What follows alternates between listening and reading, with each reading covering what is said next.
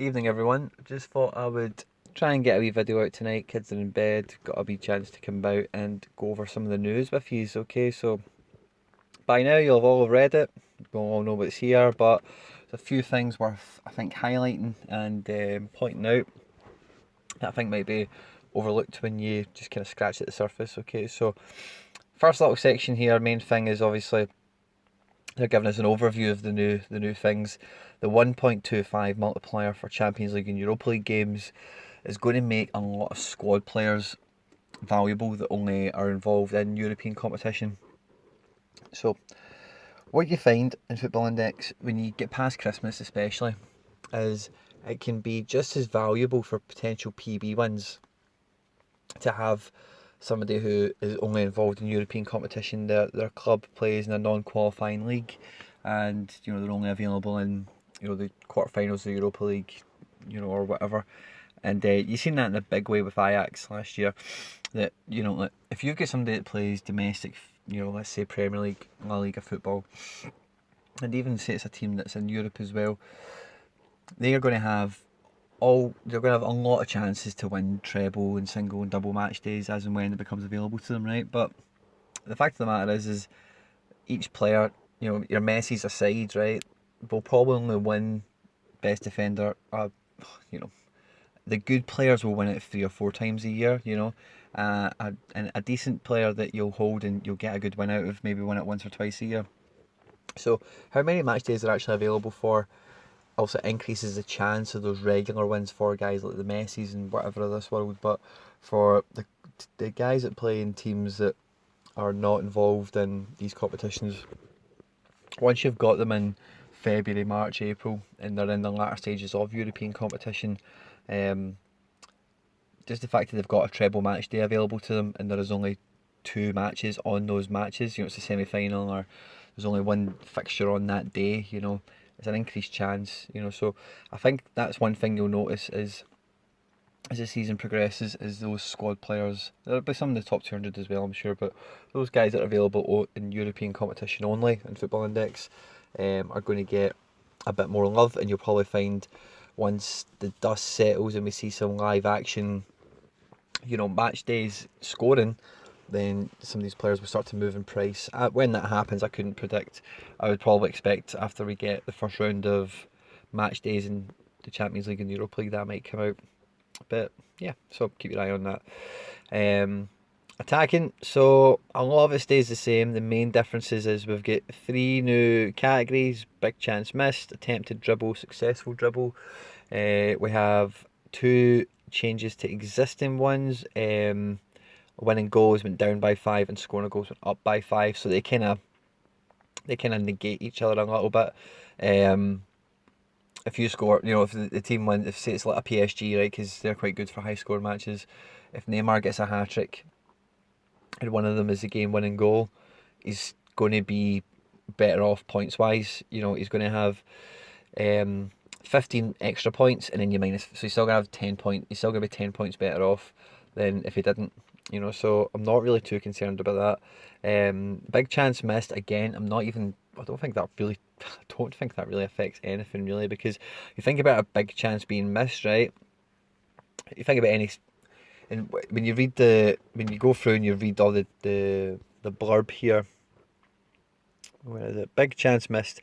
A clear cut scoring opportunity which was not converted slash scored. Okay. So it's not a shot off target, it's a clear cut chance. Okay. So a goal scoring opportunity is what you'd probably call it on the training pitch, But for that to happen, it's very rare that it's going to be ball drops to somebody in the box and they miss a sitter from 5 yards out. What it's probably going to be is balls played through, they're played one on one with a defender, they get past them, they create an angle and they make a shot one on one with the goalkeeper, something to that tune. But for that to happen, we've now got attempted dribble and successful dribble added in. So there's 3 points extra right away for some of those big chances missed. So it's not really -10, it's now -7, okay? For a shot, you get 3 points anyway. So you're now at -4 points. And if it's a shot on target, then you're still going to be actually at positive a point, And if they're fouled, maybe because of the big chance missed, or I don't know how that will work actually. But it basically just negates the points that you're probably going to earn by and large for that shot to be missed, if that makes sense. We then come to defending. There's only one new field here, and it's aerial duel 1. I'm a bit disappointed it's only 2. I'd like to have seen it 3 when you look at everything else here. Ball recovery, I'd probably say should be just as good as one a tackle. You know, and if you look at the blurb, ball recovery is when a player takes possession of a loose ball, you know, so the ball's no team's possession is what that means. No team has possession, and then if your player is the one who's next one to touch the ball, they've they've done that, so they get points for it. I think that's probably something that should have. I'd have that 4 personally, to be honest. The There's nothing else here that really. Obviously, the last man tackles went up. The stats on that I don't think are that good, to be honest with you. But the thing as well is I don't want people to get confused last man tackle with it being like last man, you've broke the offside trap. It's striker, defender, goalkeeper. That's what we all think. But last man, see if you think about how tight offside lines can be. If you're the last man, but it's not by a great margin. You're still the last man, if that makes sense. And I think if you look at stats for last man tackle, that might be skewed towards those kind of one-on-ones breaking through. It might not be as tight as, oh, this was the last defender in terms of offside. Who was the offside line, and they've won a tackle. So that might become a bit more beneficial than you might at first think. But only time will tell on that, exactly how they're going to determine the last man. In terms of distribution, we have 5 new fields. So we have accurate long ball, accurate through ball, big chance created, secondary key pass, and key pass. Okay, now this is putting all the passing merchants up through the roof. It really is, because these are now, sorry, accurate long ball, accurate through ball, chance created, secondary, blah blah blah. So before this, you would have got 1 point for the pass, okay? But if it's an accurate, so you get 1 point for a pass, accurate long ball, you get an additional 2, accurate through ball, you get an additional 3. So these players that are pass merchants that we know get 500 touches of the ball every half, and whatever, are going to be amazing. And then when you've got a secondary key pass, which is the assist to the assist, basically. Secondary key pass, a pass to create an opportunity for another player to assist a goal. Okay, so we're talking about winning aerial duels, right? You could have a situation in a match fairly often. Goalkeeper, goal kick. Not many teams go long these days, I accept that, okay? But goalkeeper's ball comes out, or it's a deep free kick, it gets launched up the pitch, or whatever. Your defender wins the header, plays the ball into a number 10, a winger type player, from winning their aerial duel. More points there. Then the player on the ball makes a dribble and completes it successfully, and then they play it through. Striker goes and scores a goal.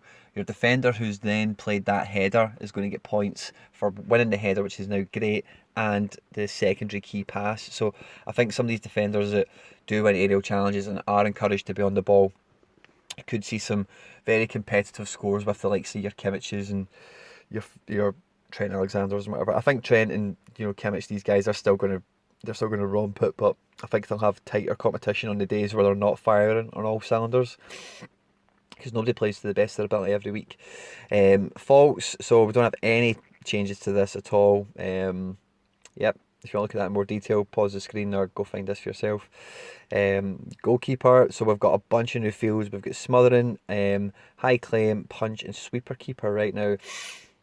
It's important to read the terminology for this, right? So sweeper keeper, goalkeeper comes off his line, wins the ball, and wins possession for the team. Okay, so that is probably going to happen on the face of it a bit more than you might imagine, especially with the goalkeepers that are brave, like your Neuers and Edersons, Alissons, and whatever.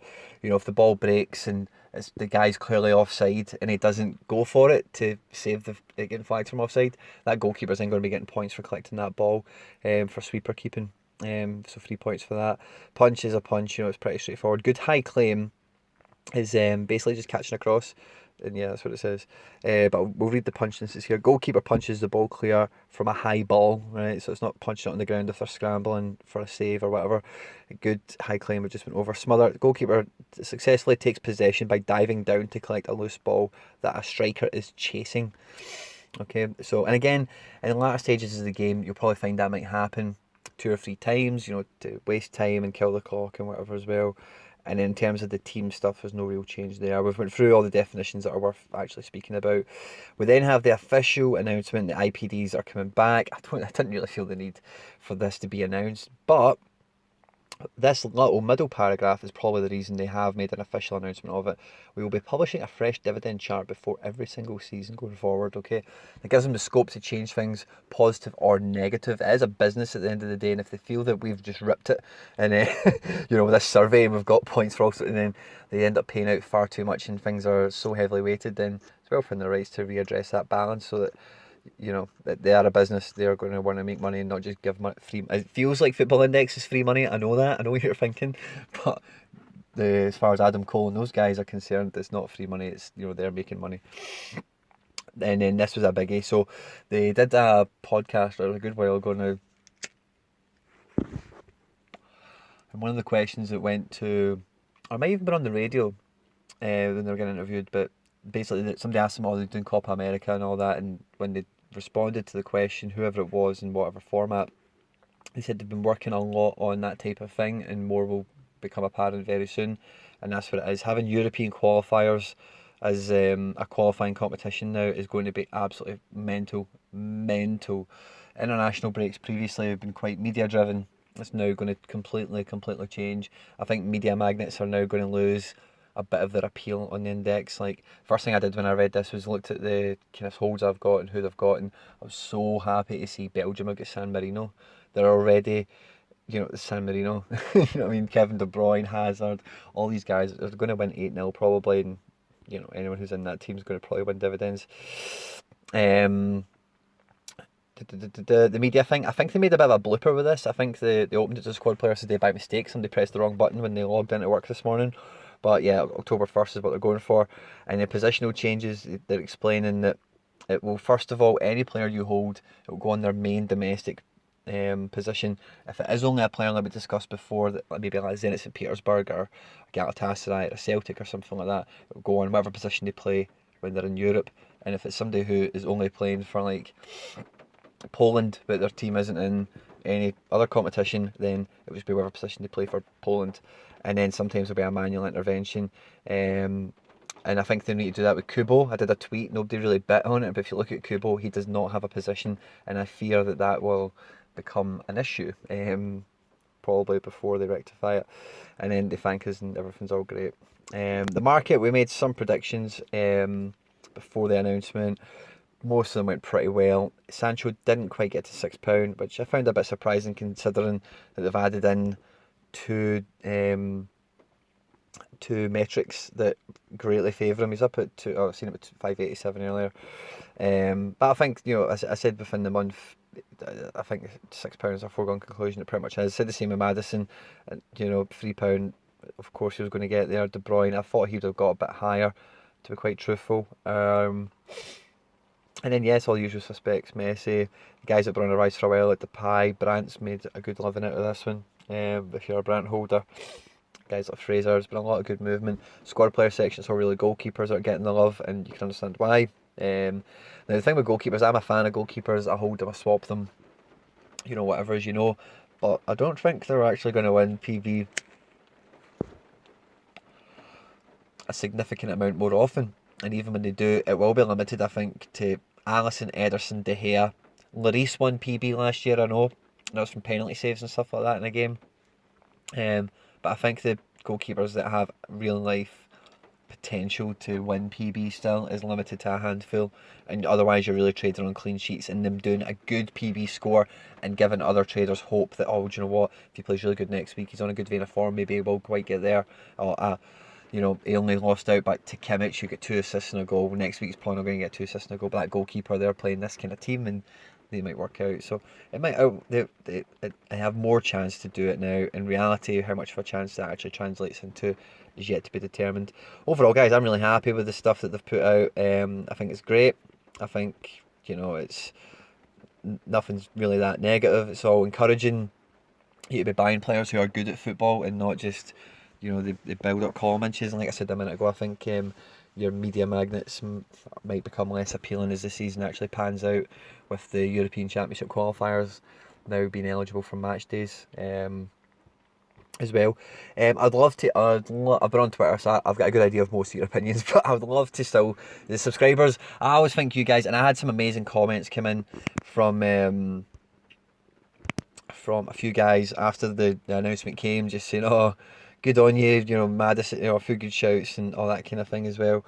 And I'm really happy to see. I get some amazing comments off you guys. Honestly, like it means so much to me. But I put the challenge to you. If you stayed to the end of the last video, then I wanted to hear from you who's going to be high this time next month. Go back and do that if you've not done it yet. And on this video, guys, if you could also just drop a wee comment and just tell me what you think. Well, who you think might be the dark horse that no one's really clocked on to yet. For me, I'll tell you about I'll tell you about the person on the next video. But I've got somebody. They've kind of started to rise a little bit today anyway. And, anyway, whatever. Thanks for tuning into the video. If you've watched it kind of after going out at this time of night, and hats off to you, respect and love. If you're watching this tomorrow, then even better. Cool. People are seeing it all the time. Like, share, subscribe, retweet, all that good stuff, guys. Stay out of trouble, and I'll catch you on the next one. Take care. Bye bye.